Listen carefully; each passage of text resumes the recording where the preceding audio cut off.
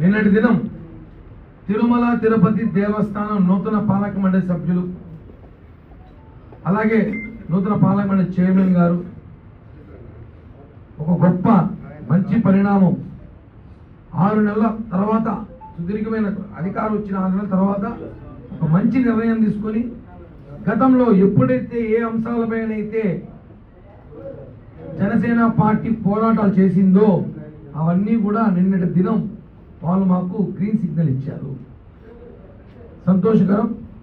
Chairman BR Naidu గారికి పాలక మండలి సభ్యులందరూ కూడా జనసేన పార్టీ తరఫున హృదయపూర్వక ధన్యవాదాలు తెలియజేస్తూ వాళ్ళకి మా అభినందనలు తెలియజేస్తున్నాం.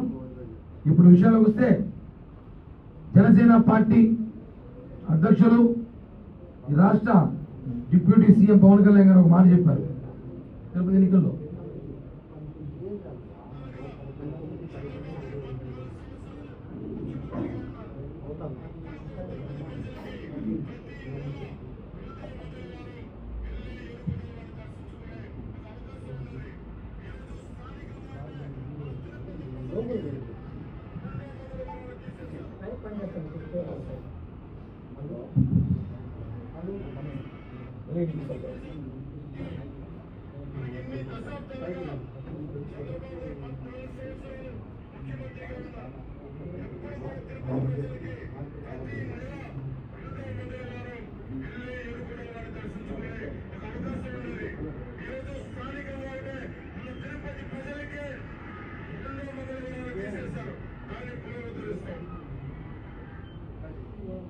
స్థానిక తిరుపతి ప్రజలకి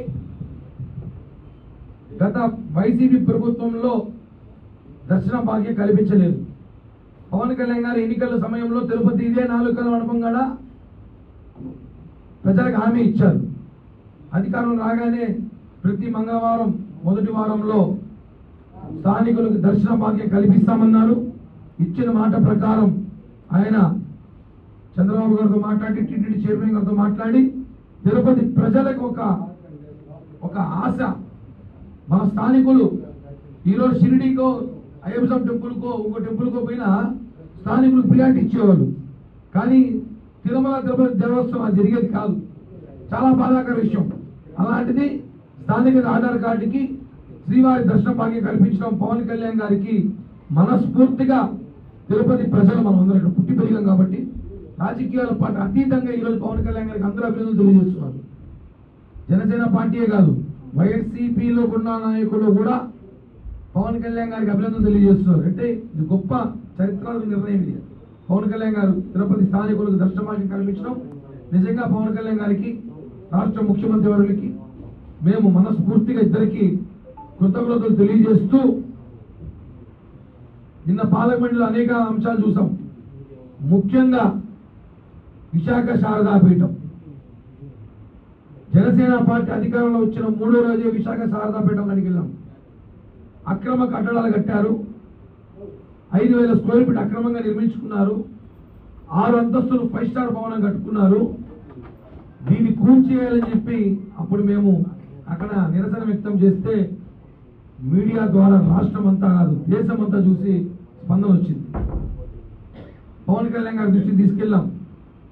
పవన్ కళ్యాణ్ గారికి వివరించాం ఏం శారదాపేట మఠంలో ఏం జరిగిందో అనేసి.